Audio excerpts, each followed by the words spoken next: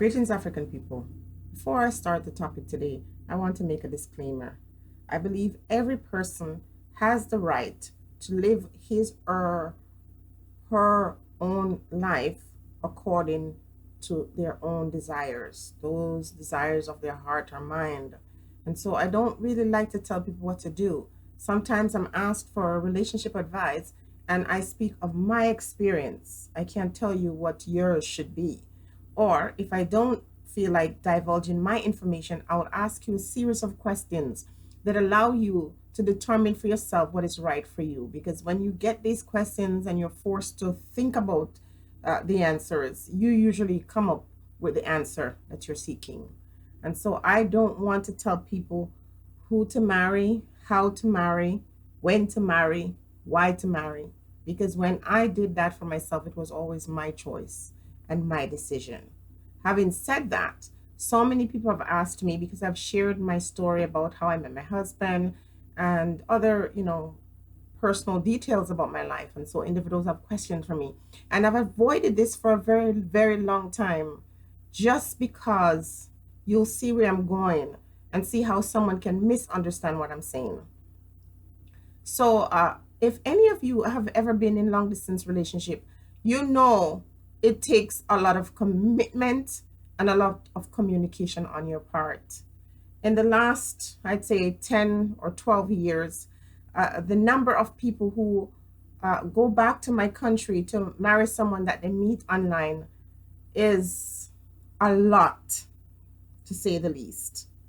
And oftentimes, these individuals, black or white, or whichever nation that people fall in love with, go home when they finally get together.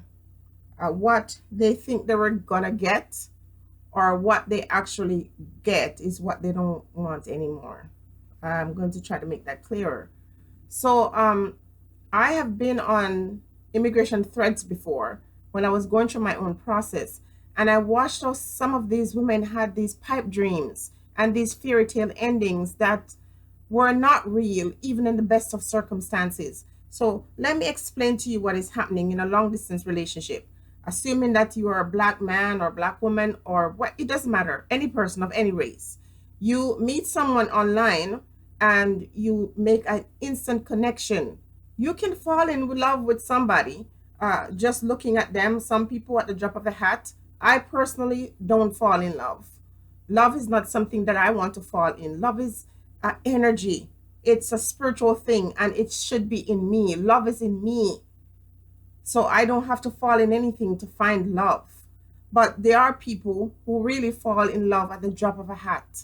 They fall in love with the idea of being in love. And so individuals go online and they meet persons, and sometimes they go on vacation and they meet someone. And the truth of the matter is, some of our black men are predatory in nature when it comes to this, because I have seen some women who are morbidly obese. And not to say that if you're obese, you don't deserve love.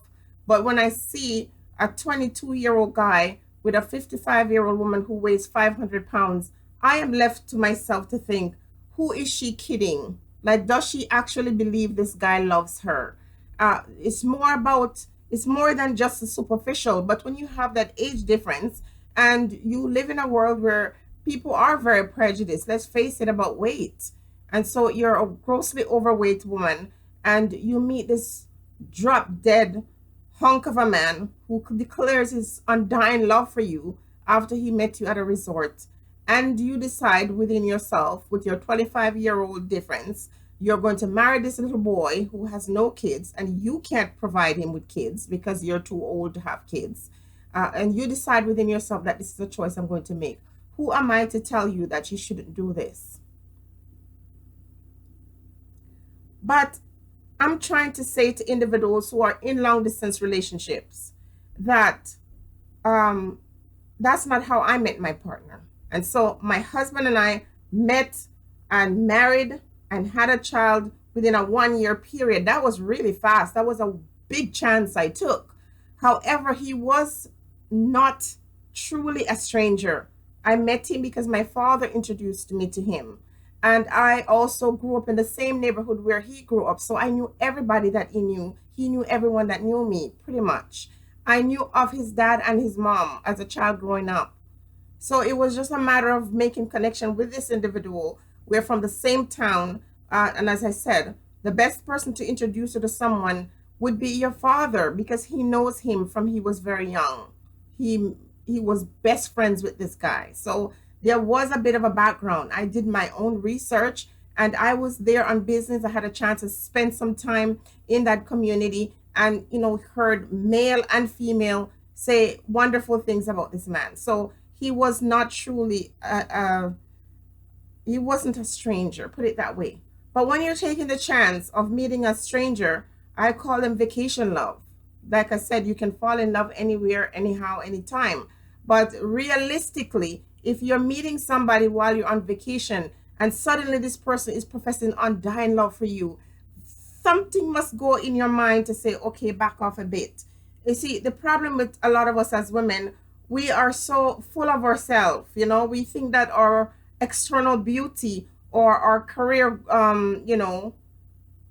aspirations or qualifications make us the bum diddly do da, and that any man who see us is gonna just drop at our feet. Our ego gets in the way of us making proper judgment. Also, as women, we need to let go of this enviousness. We as women, we tend to watch what our friends do or what other females do, and rather than enjoy your own life and live your own life and have your own dreams and set your own goals, you're looking on other females or other persons in the world and allowing them to define your own path instead of you going in search of satisfaction for yourself. You're trying to mimic other people's life, and so your girlfriend goes away to whichever country and she finds herself a partner, and you immediately decide that that's the route you have to go to. And so you end up picking up some individuals who are like curse, some real crosses. You go on vacation and you pick a man or a woman that you know nothing about. And when you return to whichever foreign land you live, and the calls start coming in and the red flags start waving, because the red flags will wave if this person is trying to dupe you into marriage so that that person could get some status in the country where you live. The signal is right there. I want to say that my husband and I were separated for a nice period of time, and not once did he ever ask me for anything. Not once. In fact, when I'm going home, he would beg me, and I would promise I won't be bringing anything, but I would do it. And in the whole time we were separated, not once did he ever ask. If anything, he's asking me, when am I going to come? And when you're sponsoring your partner from Jamaica and you live in Canada, forget about trying to get them a visitor's visa. They will not get it because they said that their family ties are too close here and they will not go back if they get a visa. So even though I attempted to get a visitor's visa for him to visit me, it was denied twice. So being separated from your partner, that is very difficult. And so oftentimes individuals rush into marriage. You get married so you can get to know the person because of the distance. If you and that man was in the same space, you probably would have dated for 3, 4, 5 years before you even attempt or even think of getting married. But because it's a long distance relationship, you hurry. Now, I'm going to appeal to a particular person who I call my friend here. I think, I don't know what is going on with you as a female, as a mature adult woman, but I think that if you don't learn lessons, you are going to continue getting those same lessons, and those lessons are going to become very deadly for you. Your last circumstance was with somebody who was actually looking for papers, and when he exhibited some violent tendencies, you dashed, but I don't think you have learned your lesson. And I'm here to say to you, if you are a person of faith, whatever it is you believe in, you've got to trust the divine and know that whatever the Creator has in store for you, you don't have to rush things. In the process while you're single, that is preparation to meet that perfect person. And there is no perfect person, but I mean that one that you can live with his or her imperfections. This is not just about men abusing opportunities for paper. Women do it too. And some also appealing to the gentleman as well. Use your mind. And anytime your gut tell you something is off, something is a bit fishy, do not disregard it. If the person loves you and understand that you're in a long distance relationship and know that you're going to be separate from each other, that person has, if the person means well and the person just wants to be with you and build a family with you, there will be no urgency to join you where you're at. You're just going to have to know you're going to have to be traveling back and forth to see each other. And sometimes that distance between you actually bond you. If it is a steady, legitimate love relationship, that bond is going to be deepened, because now instead of it being physical, because you're not there physically, you're going to bond emotionally and mentally, and you're going to be able to connect with your partner spiritually, because all you have is just talking and communicating, and you're listening for that person. When my partner was away from me, he woke me up every morning at 4 o'clock for me to get ready for work, and he would stay with me on that phone until I got to my job, and then he'll go off and do his own thing. And in the evenings, he would call me after the day is done and keep me company. I traveled for 1.5 hours every evening to come home from work. And every evening, in all that time that we were separated, we would talk every single evening until I would get home. So that it deepened our friendship. So it was stressful, but that distance deepened our friendship. And so neither one of us were really in any urgency to try to do it faster. We needed to get to know each other better. We had a solid good year to really get to know each other. And and then when I finally put the paperwork in, I did not try to sponsor him for a good year after we were married. And then when I started getting the paperwork going, all kinds of things happened. That was delayed for a very long time. And never once in those years that man said to me, when are you going to let me come and join you? Because it wasn't about that. People's lives are being destroyed from individuals in Africa or wherever they are in the world, that, and don't think this is just happening with just black men doing this. Other men do it too. One of my boss was married to a man from Croatia, and the day he landed here in Canada, he left her. She was also pregnant. It is a very painful thing. Individuals are deceiving other persons just to get that green card or that landed status. And individuals are sometimes duped. Sometimes the game is played real good, but what the person ultimately wants is the entry into whichever country you live. And as soon as they get there, their true colors show. But my problem is, some of you women already saw. Some of you already saw those symbols. Some of you women, because you live in North America and you figure you have what it takes to hold a man, you go to the country, you know that man has a wife or has a girlfriend. You know he is a woman with children, and you marry that man and separate him from his family so that he could be with you. What do you think he's going to do to you if he has the ability to just dump somebody because of his chances with you? What do you think he's going to do to you when he joins you? Most of that time, when you claim that he's no longer with that ex, he's still very much with her. And some women in Jamaica will agree with their man to marry somebody and get their papers just to go away, and then they leave that person, and that wife, that girlfriend, whomever they had before, is very willing to go and pick up where they left off.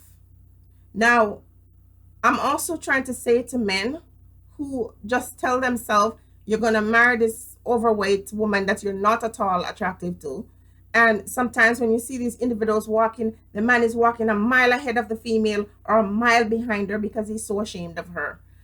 Be careful what you're doing, because there are some women, a lot of you like to marry white women, because you see, you put it out there that black women are horrible and black women are these persons that you can't tolerate because, she is just so awful. And I'm not referring to Jamaican men so much, because I don't really hear our men cursing us as much as I hear black men curse black women in America. So you discard the women in America and you go after white women from other European countries. I've seen Jamaican men who is married to some European person, and I'm sure she just used him to get his papers, but he's here bragging and pretending like this woman, loves him. White women do it too. People from all nations, Indian, Chinese, people use other persons to come into the country just to get their papers. And a lot of these individuals who get caught up in there, they did not use proper judgment. A man or a woman has the ability to play the game for as long as it's possible until he or she gets what he or she wants. And so we have to try to protect our hearts. And it's one thing to break my heart, but it's another thing that when you're gone, I'm bankrupt. Some of these desperados in these countries, they're such unfeeling, so greedy that they constantly have problems, and they're always asking the female or the male to send them money for this. They need to go to the doctor, they need to go to school, they need all of a sudden you wonder, how did they survive prior to being in this situation? You can tell when the person is just seeking an opportunity. But some of you women are way too desperate, and some of you men are too naive. Some of you men allow the pussycat to lure you into some dark hole, and before you know it, you are there feeling like killing yourself or killing somebody else. It's not worth it. All you've got to do is use proper judgment. Test, test, test. Now, I know some people are great. They deserve an Oscar for pretending that they love somebody when they don't, but they will slip up. You cannot lie. If a man or a woman doesn't love you, you will know.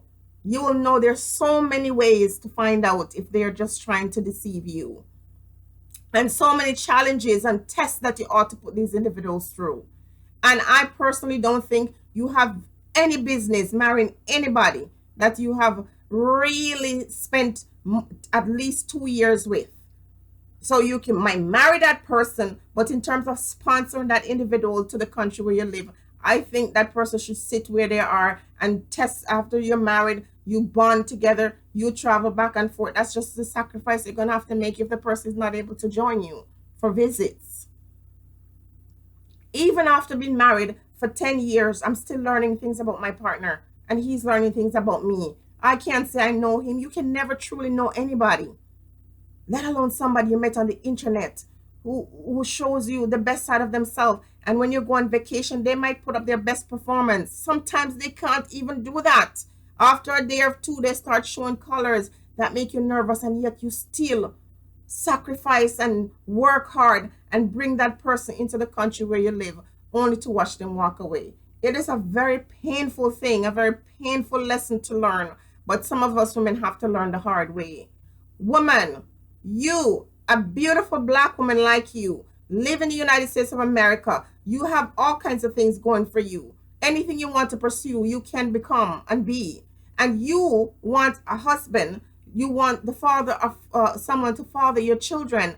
And you're allowing your age or the fear of your clock ticking to cause you to get involved with a man in prison. I'm going to blast you here today because I'm thinking to myself, you might give this man a chance, and I think everybody deserves a chance, but you don't know this person. I think if the person is free and you get a chance to go and see the person in a natural environment, you might be able to see if this person will change. But that person is charged for murder. That person took the life of someone else, or if he didn't murder the person, he came very close to doing that. And you found that out, and you still, in your mind, would think of making that person your husband, even though you don't know him. So a lot of times as women, we cry about how unfortunate we are and how bad lucky we are. No, we are just persons who make poor judgment. We don't invest enough in our time. We don't value ourselves enough to say, if I'm going to bring you in my life this way, I should at least get to know if you at least like me some. Some of these men don't even like these women, but they're prepared to use themselves, their body, or sacrifice their dignity just for that piece of paper. That's how valuable it is to some people, whether they be in Africa or Jamaica or wherever in the world. This is not just a black thing. And so I believe that there are men in Jamaica who have met people overseas and it could work out, and they have invested time, and it's never an easy thing.